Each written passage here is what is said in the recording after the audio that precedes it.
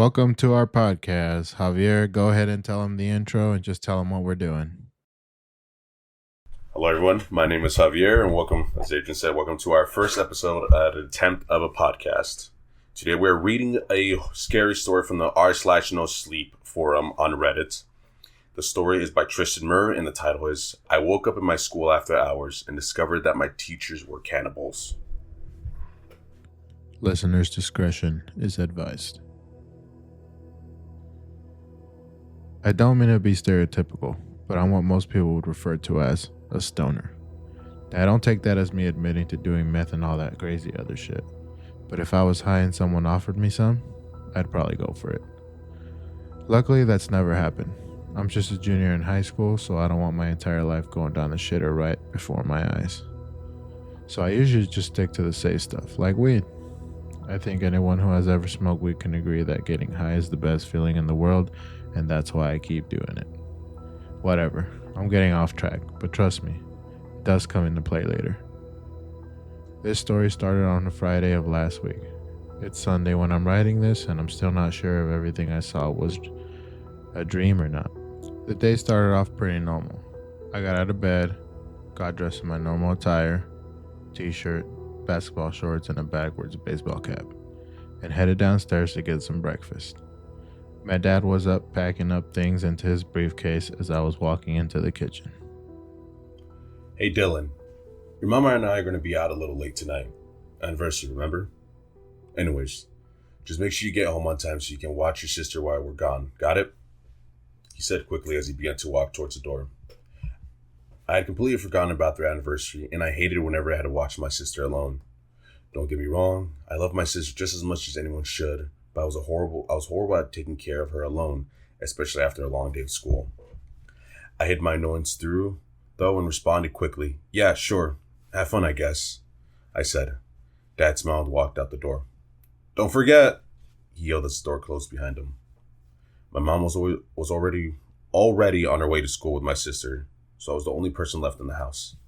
I checked the clock and saw that it was already 7:50. I grabbed a donut from the package on the counter and headed out the door, taking my backpack on the way out. I climbed into my car, headed out onto the road. I got there just in time for classes to start at 8:20. I parked my car in the large lot and jogged into the building. There were still quite a few students roaming around, so I assumed they still had some time on me before I head to class. I walked past the front desk and up the stairs in the direction of my locker. Before I could take a step, I felt a cold, hard hand on my shoulder. I turned around quickly and saw my friend Max smiling at me. His shaggy blonde hair partially covered his eyes, and I never understood how he could see. He was wearing a Hawaiian shirt with a blue t-shirt underneath and some khaki shorts. His style was interesting, to say the least. I think these are as basic and stereotypical as like a main protagonist and the sidekick or the supporting character are. It's exactly what you would expect them to look like. It makes me wonder, like, their outfits kind of make me wonder where they're located at, because not to kind of, without ruining the story, when I first heard the story, I assumed kind of how the story was titled. I was expecting them to be somewhere more, I guess, in North America, if that makes sense, like further north where there's more green, more trees surrounded by a forest, but their getup to me just sounds more Western, like West Coast, because it sounds like it's hot there. Yeah, like California or something like that. Not very seasonal or anything like that. Yeah. All right, you go ahead. Hey, what's up, man? He said quietly, slurred his words a little. Hey, Max, I responded as I walked towards the stairs to the second floor. Dude, you're not going to believe what I got last night. Max said excitedly as he ran up the stairs as fast as he could. I tried my best to keep up with him. What is it? I responded, intrigued. His smile widened. Well, I don't think you're ready, dude. We began walking down the hallway the locker was in, zigzagging through the students the whole time. Cut the bullshit, Max. What is it? I smiled. Okay, but don't tell anyone about it. He stopped walking for a second, looked around, and unzipped his backpack. I looked inside and saw 3 glass bongs sitting comfortably inside the backpack. He zipped his backpack back up and kept walking. I ran up to catch up to him. Holy shit, dude. Why the hell did you bring those to school? I said quietly. I was excited to try them, but I also didn't want my best friend to get caught and get suspended. Wanted to try him out as soon as possible. Meet me in a locker before lunch, if you're not a pussy. We're gonna have a real party. See you around, Dale. He said as he sprinted away happily, probably looking for more people to invite to the party. I think I've realized something about the story too. I never could relate to the whole going to your locker before school because since you and I went to the same high school, we never had the only times I had lockers at any time of school format was in gym when PE. That Yeah, was the only time you had your own private locker. But besides that, I could never relate to people going to get their books from their lockers and or meeting their friends at a locker. right, yeah. I mean, that's so like old style. It not really anything that happens over here in this part of the country. So it's definitely not something that we are normally, accustomed to here in this part of the country. Yeah, that would make sense. Here we'll continue. That's the here. Let's continue the dialogue with me. No running in the halls, Mister. Mr. Horn, the vice principal yelled. Eat a dick, Horn. Max screamed back, and Mr. Horn didn't care enough to chase for after him. I laughed hysterically as he ran away, and Horn didn't seem to like this. He walked up to me angrily and said, Wipe that smirk off your face, Mister. Get a class. he walked away quickly, headed to the God knows where. I stopped laughing inside, happy that I hadn't gotten a detention. Despite being a pretty big stoner and being friends with a lot of idiots, I generally got pretty good grades and I didn't get in trouble too often. So close calls like this always make me nervous. We had happened to stop right in front of my locker, so I grabbed the books I needed and headed to my first class, World History. When I sat down in my seat, I noticed that my teacher, Mrs. Watson, seemed surprisingly happy. She was usually a pretty boring teacher, so seeing her smile like this was kind of strange. I just passed it off as nothing, though, and soon got lost in the conversation with my classmates. After a few minutes, the PA system turned on and we listened in for our morning announcements. Our principal, Mrs. Lundell, also seemed very happy and bubbly on the announcements. No one else in my class seemed to notice, so I just ignored it. Good morning, students of Parkview South High School. I hope you're having a great Friday. Today is January 25th, 2019. As you all probably know, today is National Consumption Day. Mrs. Lundell seemed extra excited when saying this, and Mrs. Watson smiled wider at the announcement. Most of the people in my class were confused and didn't know what that meant, but everyone just assumed it was one of those dumb holidays and no one celebrated except for 40-year-old moms on Facebook, like National Chocolate Day and National Cute Dog Day, stupid stuff like that. The announcement continued. In celebration of this holiday, our lunch ladies will be serving specially made hamburgers in the cafeteria today. Everyone in the class seemed excited, but I didn't care since I had other plans for lunch. As I was looking around at school, smiling, I swear I saw Miss Watson drooling for a second, but it seemed to go away as soon as I blinked. I thought I was just imagining things and ignored it. The announcements continued as normal, and we then started class. Nothing was really out of the ordinary in this class, other than the fact that Miss Watson was too excited the whole time. Other than that, though, the class was the typical boring bore fest it usually was. The rest of the classes were similar, and I had trouble staying awake in most of them. The only interesting thing about all of them was the fact that every teacher was acting like how Mrs. Watson acted, excited and happy beyond belief. It was really weird for me. It started to kind of creep me out. I could tell I wasn't the only one who noticed it, but most of my classmates had just tried to ignore it at this point, so I followed their lead. I guess just being a fan of creepy pastas and stuff like that, it's really obvious where this is headed. Aside Yeah. from the title, because aside from what everyone was already expecting to happen, I think I like how it's gradually getting to the point where things are off, but Yeah. I think it makes me wonder what Like, if the teachers are cannibals, how did they get into that? Or, like, were they already eating students? Is this the first time they're getting into this? Do they have a history in the town of missing kids? Oh, Yeah, it's kind of it's giving you a blind setup. There's no. It just gives you an introduction of our main character and so far as friend, like you said. But there's no. It's a mystery introduction to the world. It just kind of throws you into it, right? yeah. Because you also think about it. Like he said, he's a junior. He's been going to this high school for 3 years now. So this is like a yearly thing for them. But we don't Mhm. know anything about it. And it's a slower pace, but at the same time, it's not. It kind of just throws you exactly on that day. Right. Yeah. Which I think is a good way of doing it. It's just, it makes me just ask a lot of questions, I guess, because I think that I think about it in a very technical way sometimes, and I can't really avoid that. I can't just enjoy it sometimes, which kind of sucks, but that's besides the point. Uh, I mean, yeah, I think it's being set up really well. I don't think that uh, there's anything wrong with it, Yeah, but at the same time, there's always going to be that lingering, how did it start? yeah, I got you. Okay, let's continue. My last class before lunch was PE. We were playing basketball like we usually do, and I didn't feel like playing today. Me and a few friends decided to hide under the bleachers after class had started. While we were under there, I asked my buddy Andrew if Max had approached him with the party offer, and he told me that Max had asked over 30 people about it. I hope that wasn't true because at least one of those people would snitch if anything bad were to happen. Told him he was better keeping a secret, and Andrew assured me that he wouldn't snitch. I looked him straight in the eyes, past the glasses, and I could tell he was telling the truth.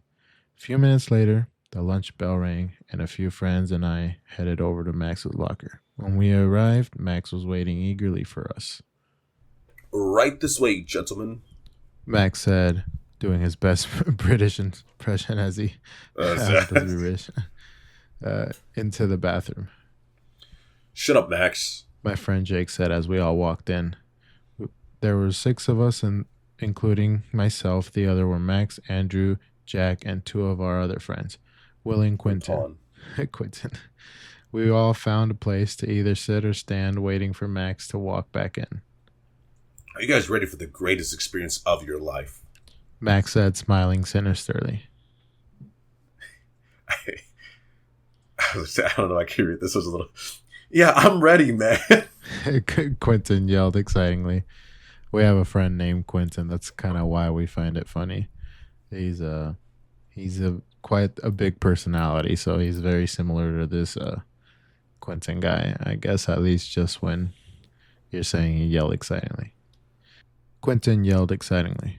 Quentin was a sophomore and had never tried anything like this before because we had never let him. I guess Max thought he was ready now, and Q seemed pretty stoked. Calm yourself, Q. It's just weed. Will said, laughing. Max slowly pulled out the bongs and started setting them up. Have any of you, other than Max, ever even smoked a bong before? I asked, looking around the room. The boys all stared at me blankly until finally Andrew spoke and said that he had once. Okay. Well, the rest of you, get ready for the greatest moment of your life. I said happily while closing my eyes. Q's eyes got really wide and everyone else laughed. Eventually, after a little while, Max pulled out the bongs again. Who wants to go first? He asked. Q, Andrew, and I all got up and got ready to take the hit. Max handed us lighters and we put our mouths up to the top of the bong. I took a deep breath and lit the lighter. Let me just tell you, this hit was unlike anything I had ever felt before. I don't know what Max had done with the weed, but I was immediately higher than I had ever been in my entire life. I sucked up as much smoke as possible, inhaled, and then blew it back out. I looked over at Q and Andrew, but they both seemed just as surprised as me. Andrew began coughing and Q just stood there wide eyed. I blew out the smoke from my lungs and coughed a little bit.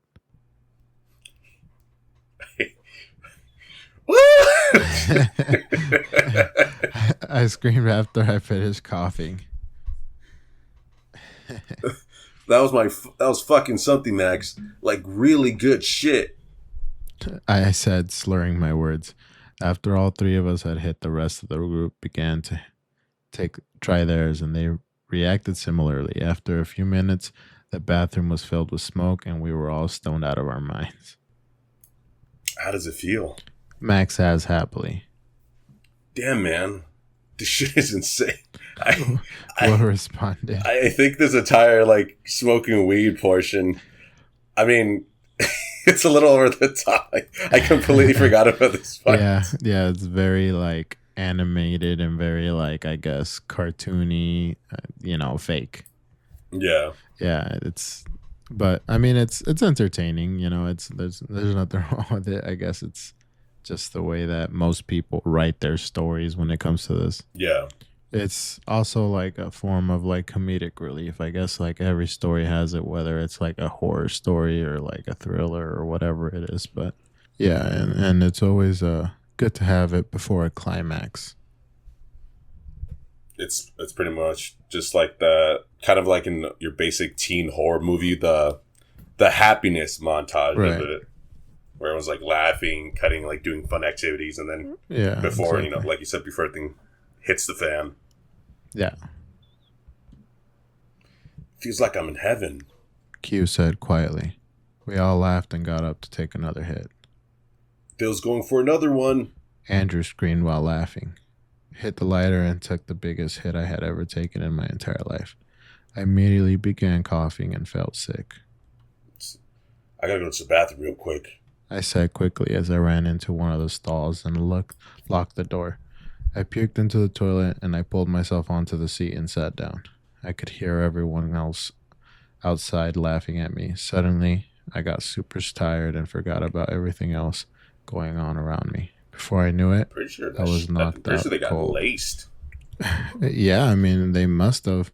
Not that I know anything about drugs, but I mean, I know like if they're usually weed can be laced with like fentanyl and stuff, and that stuff is pretty strong. It'll make you feel sick and kind of react the way he's reacting. So, I mean, there's a really good chance that they did get laced. Yeah, Yeah, but I mean, we could also just, you know, we don't know. It's some we could be easily overthinking it too. It might not even be a thing.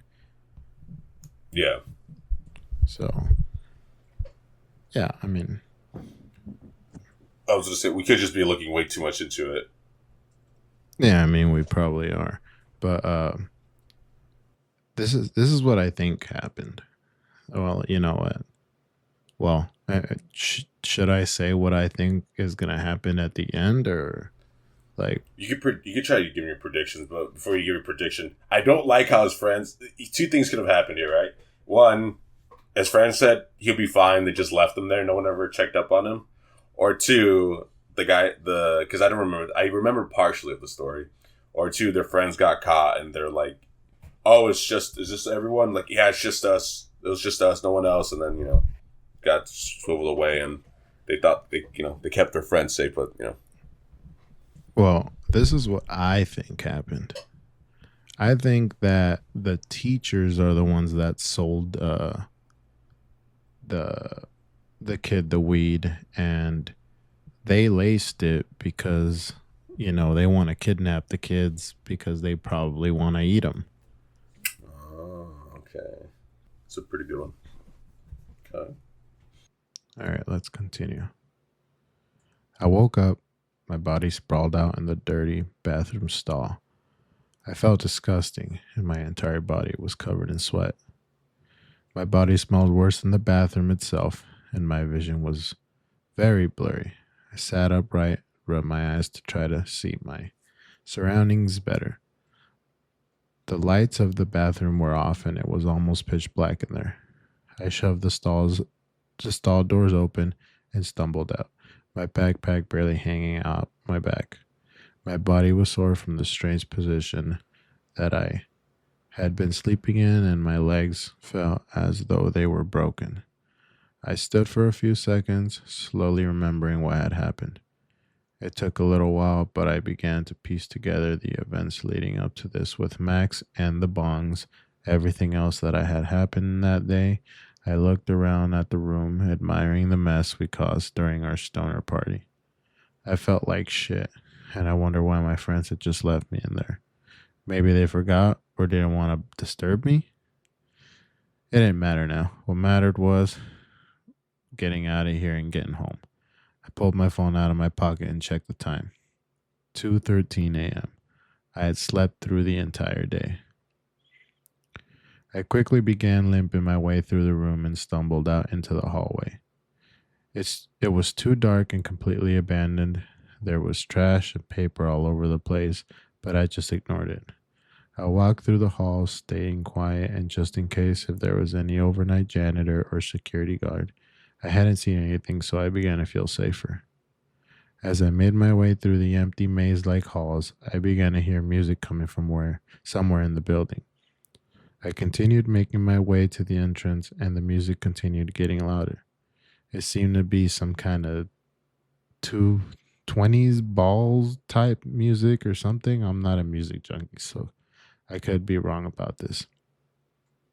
I finally made it to the lobby and I was about to walk out when I saw lights coming from the gymnasium. Near the cafeteria, I decided that I might as well check it out since I was really curious what was going on. This was a huge mistake. I slowly walked down the halls towards the cafeteria and stayed close to the wall so no one in there could see me. I looked inside and saw no one in there, so I stepped in.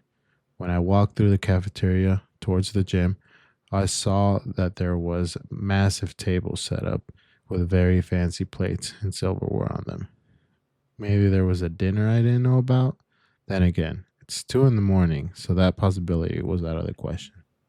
I inched my way closer to the gym when the music became completely clear and lights were very visible to me. I ran up to the entrance and quickly, without thinking, climbed under the bleachers to watch what was happening. I looked around and saw about 100 people dressed very nicely dancing around the gymnasium. It seemed to be some kind of ball. The place was decorated completely different to how it looked earlier that day, and I was amazed that they could be able to change it so much so quickly. There were banners and streamer linings lining the walls and ceilings, and there was multiple chandeliers hanging from the ceiling, illuminating the dancers on the ground below. The building didn't even look like a gym anymore. I watched in disbelief as the men and women danced their hearts out to the formal music until eventually a tall man wearing a red suit stepped onto the stage and began speaking into a microphone. Attention, attention, everyone. He said nicely. I squinted my eyes to try to get a better look, and I gasped when my eyes finally focused. It was Mr. Horn, our vice principal. What the hell was he doing up there? I tried my best to stay quiet and watch. I hope you all have been enjoying our beautiful Consumption Day ball. He said, smiling. Consumption Day. That's what they mentioned on the announcements earlier. I was very confused now, and I won't lie, a little scared. The entire room began clapping. Once again, I'd like to thank the beautiful Miss Lundell for the graciously decorating our banquet today. And I'd also like to thank the wonderful families who sponsor our monthly Consumption Day events. They'll all be standing here in front row. Let's give them a big round of applause. The room erupted in cheers and applause once again. I was surprised when he said that these happen monthly. How has nobody noticed them when they happen so often? Yeah, wait a second, how has nobody noticed, It's kind of going back to the wondering if people think that, if it's a normal thing in that town where kids are disappearing, etc. It's kind of confusing because there's kind of a little bit of a blank space. Yeah. I'm not too sure kind of what the answer to that is. And I mean, I guess I'm at least glad that the kid is acknowledging that it's ridiculous. Unless, maybe I'm reading it wrong, but oh yeah, you're right, because it says monthly Consumption Day events. Because I was thinking the word events, maybe there was maybe they were doing something else rather than that, if that makes sense. Because maybe to that day they're on as probably the actual Consumption Day, if that makes sense. I mean, I don't know. I guess I it just makes me wonder, like considering kids have daily announcements at school, and he just barely noticed that announcement in general. It's kind of weird. Yeah, Uh, just it kind of like leaves no storytelling, I guess. It's kind of, I don't want to call it bad writing, yeah, but it's just something that could have been put into detail a little bit more. I'm also wondering, like, do they only eat the kids from their school? Do they find them somewhere else? It just gets a little bit confusing, if that makes sense. yeah. That makes sense. Who knows? Maybe we'll find out. Go ahead. Now, we have been enjoying the accommodations here for quite some time now, but I think it's finally time for the main event. He said excitingly. Everyone in the audience was smiling, and I heard some laughter. I'm sure you're all eager to see who our subjects for tonight's banquet are, so here they are. Mr. Wilson, bring them out. Mr. Horn yelled excitedly as the crowd exploded with more cheers and screams. Mr. Wilson was my gym teacher, and I used to actually really like him, but my opinion has greatly changed now.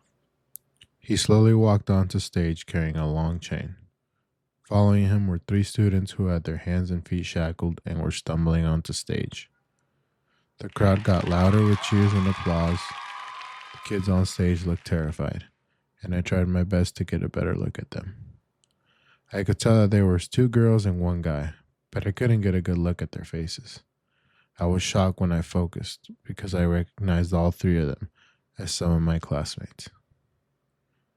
I could recognize the first girl from my history class, and the other two just had faces I was sure I had seen before.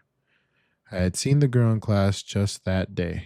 They were dressed in casual clothes, but it was very dirty and torn, presumably from all the struggling and fighting they had with the teachers. I could see that the girls were crying, and the guy was trying his best to hide his fear. These three fine students have been hand selected by our fine staff to be sacrificed for our own pleasure. For you new members in the audience, remember the rules we taught you at the beginning? Keep your youth. You must eat the meat of someone who is 17 or younger. That's when the truth finally hit me. This wasn't just a party for some made up holiday. They were killing these kids and eating them so they could look younger forever. This was a sacrifice. So who is ready for the slaughter? Mr. Wilson asked loudly. The crowd screamed louder than every other time before, and it seemed more like a rock concert now than a formal banquet. Mr. Wilson suddenly pulled out a large knife and lunged it deep into the first girl's abdomen. I gasped and shot my hand over my mouth. I had never seen anything like that before, and the sight of the blood pouring out of her stomach made me want to faint again. You know what? You know what I think. Because like I said, I don't remember too much. It's been a while since I read the story. What I'm maybe thinking of is that the kids they're eating. Obviously, if you grab a kid, someone's like, "Hey, their kids are missing." Maybe it's one of those things for the newest members. They have to offer something so they could come back. So maybe the parents, relatives, whoever their caretaker is, offers them. Does that make sense? Hmm. So you think their parents are sacrificing them? Yeah. Yeah, I guess that's a possibility. I mean, for the most part, I mean, there's a bunch of people. He said there's a couple hundred in there, so there's a good chance that they want to be young and they're sacrificing them. So they're hiding the fact that they're sacrificing kids. But anyways, I guess we'll find out, right? All right, go ahead. Now that our first meal is ready to be cut, I'd like to ask everyone to please move into the cafeteria. We will return here after a while to continue our slaughtering. Slowly, the people began to make their way out of the gym, and I watched as Mr. Wilson removed the shackles from the three kids and placed the blood and guts into a large tub, carried it into the cafeteria. The people leaving were all smiling wide and were obviously very excited for what was to come. I guess I hadn't noticed how young all my teachers looked for their age. And now that I was looking at all of them other adults, they all looked young too. After everyone had left, all that was left were the two kids on stage and me under the bleachers. I waited a few minutes just to make sure that the coast was clear and to completely come to my senses before crawling out. Finally, I stepped out from under and looked in the doorway of the cafeteria. Everyone was seated at the tables, and I guess they had some masterful chefs there because already there were some men in tuxedos bringing out beautiful steaks for the guests. I watched as they gnawed into them like wild animals, and I saw the blood oozing out of their mouths. Some of them were even using their hands and ripping the steak apart piece by piece. I knew I had to get out of there first before they came back into the gym. I looked around and spotted an emergency exit. Sadly, it was locked. There were no exits in the gym that were open, so I would have to face the crowd for real. Before I stepped out, I remembered the kids on the stage. I couldn't just leave them there. I ran over to the stage and started shaking the kids, trying to wake them up. Before serving the next part, I realized I'm no expert, but did he mention earlier that there were at least 100 people there? Yeah, I think it said that there was 100 at least, or a couple hundred. Can a 17-year-old's body feed 100 people? No, I mean, I would assume that's not all they're gonna eat. It's appetizer.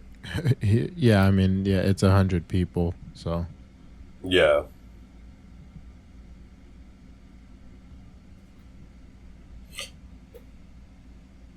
I wonder if it's probably just an appetizer because they said that they killed the girl, so obviously she's dead. The first girl's dead.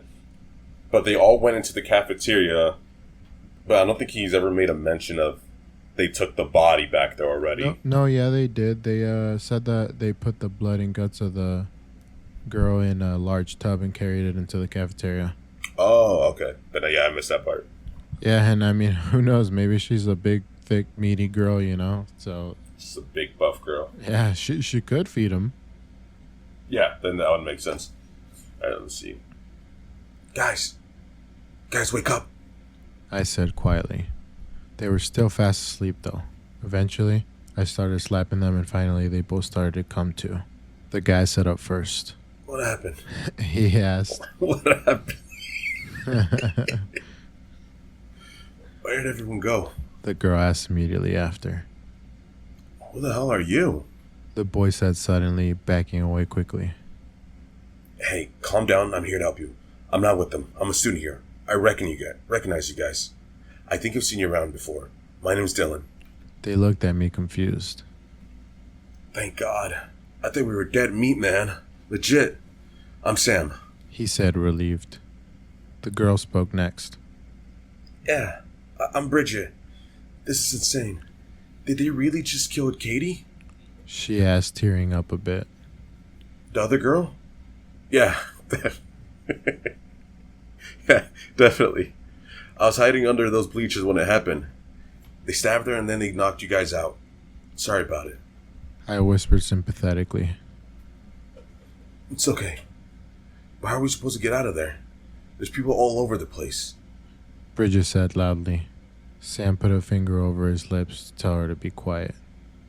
Sorry. She whispered. I said we hide under the bleachers until the people come back. When they do and notice that you guys are gone, we make a run for it. I said, staring intently at them. Great idea if you want to get killed. They'd catch us easily. We have a better bet just sneaking out. Sam said. Bridget nodded. I agree. We can use the pillars on the side and the trash cans to hide from them until we get to the hallway. She exclaimed. Alright, let's do it then. I said nervously. We quietly walked towards the doorway. I watched as the guests continued to bury their faces in the steak. They all seemed distracted, so he saw this as a good opportunity to run. I continued to one of the pillars and we all ran. We were quiet and all three of us had hid behind the pillars watching the people devour their meals. Sam quickly ran ahead and hid behind a trash can. I motioned for him to stop at first, but stopped when I noticed that he had made it. Bridget and I continued the simple path by running from pillar to pillar. We were almost to the hallway when suddenly the unthinkable happened. Slam! Bridget had tripped on her shoelace and crashed into the ground. I'm like completely blanking out. So the setting of this entire situation, are they outside? No. Or are they inside the gymnasium? Yeah, they're in gym. Okay. Okay, that's what I thought. I was like, I started spacing out there for a second. Like, are they outside? Because like, it would make sense if she fell inside the gym and they heard it versus if she fell outside. But no, that would make more sense. Yeah, no, like I mean, it kind of describes it too. It says that like that big doorway is there.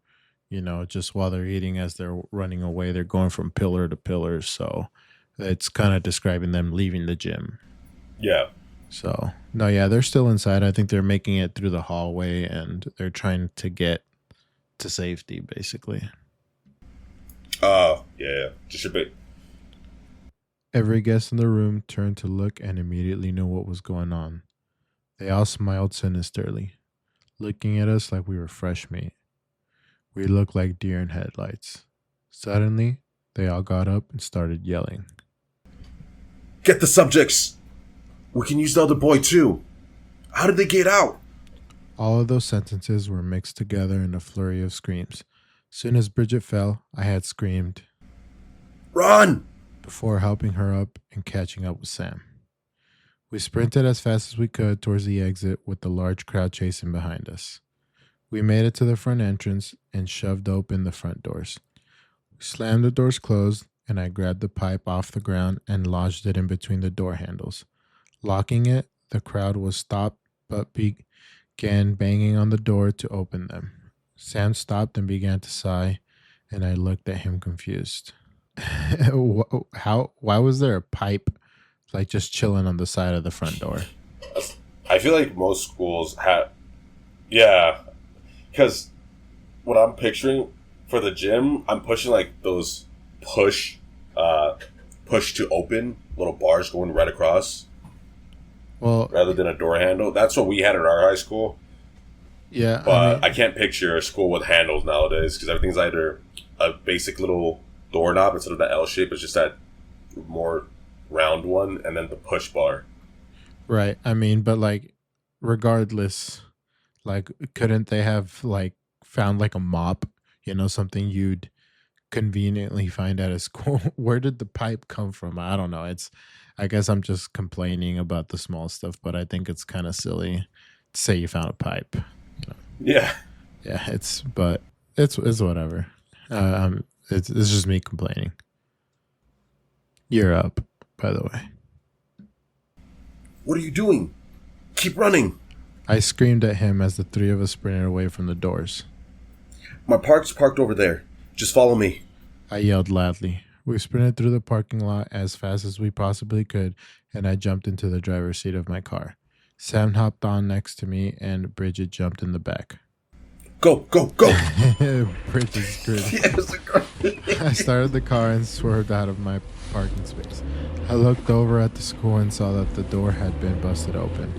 The crowd had begun running towards us. Car, but I was able to speed my way out of the lot before the crowd could catch us. I drove as fast as I possibly could out of that lot and watched as the crowd slowed down and eventually stopped running. We're safe for now, guys. We're safe now, guys. We made it, I said with a smile on my face. This whole experience was so surreal for me, and I still don't know if I imagined the whole thing. We headed to the police station immediately after this happened. They took our claim seriously, but when they arrived at the school a few hours later, they found nothing out of the ordinary. Still don't know how the teachers were able to clean up so much in such a quick amount of time. The cops said that they could start an investigation, but I don't think it will turn up anything. I got Sam and Bridget's contact info, and we've been talking a lot this weekend about what happened and trying to figure out how to fix it. We still don't really know. They both told me that they convinced the parents to send them to different schools because they are in serious danger at Parkview. But I don't think I could ever convince my parents of that. Speaking of parents, when I got home, they were both super pissed at me for ditching on my sister. But I just made the excuse that I got sick and crashed at a friend's house. Considering how sweaty and dirty I was, they believed me, and they only grounded me for a week. I didn't want to tell them what happened because I know they would just think I'm crazy. Pretty sure none of the teachers there saw my face, because I haven't heard anything about the situation yet. It's Sunday night right now, and I don't know if I should go to school tomorrow. I don't want to go in case they know I was there on Friday, but if I don't go, that'll make me seem more suspicious for the teachers. I'm really in a dilemma here, and I'm not sure what to do next. I'm posting the story here in hopes that maybe I'm not the only one who's experienced something like this, and maybe there's someone out there who can help me. All I know now is that I'm never smoking in school ever again. And that's the story. I think that was a pretty good way of ending it, kind of saying that he's never smoking weed at school again. I mean, it's just, on top of the fact that he wouldn't have been in the situation if he had, but also kind of going back to the fact that he's a pothead and he was already kind of concerned that he may or may not have seen some of the things. So I think it's pretty good writing to kind of circle back to the main aspect of the character, I guess. That's how he started it and that's how he's ending it. But it's also, it's I mean, at the end of the day, he could have still been laced, which, that my thoughts of how this was gonna happen ended up being wrong, but that there's still a possibility that he was laced because I mean, weed doesn't usually make you sick like that, at least from what I know. Um, so I mean his friends abandoned him. They seem to be a lot better overall. So I wonder how or why he reacted the way he did to the drugs compared to his buddies. I think But it's kind of funny how they're able to convince their parents, like, yeah, it's dangerous at school right now. I don't feel sick. I think, yeah, that'd probably be the play. I just know that it kind of just leaves on. I like the story. It was a quick read for our first read. I like the story. I kind of want more to be built up on it, but let me see, because I'm just going to look at his page real quick. I'm curious. Let's see, Tristan Murr.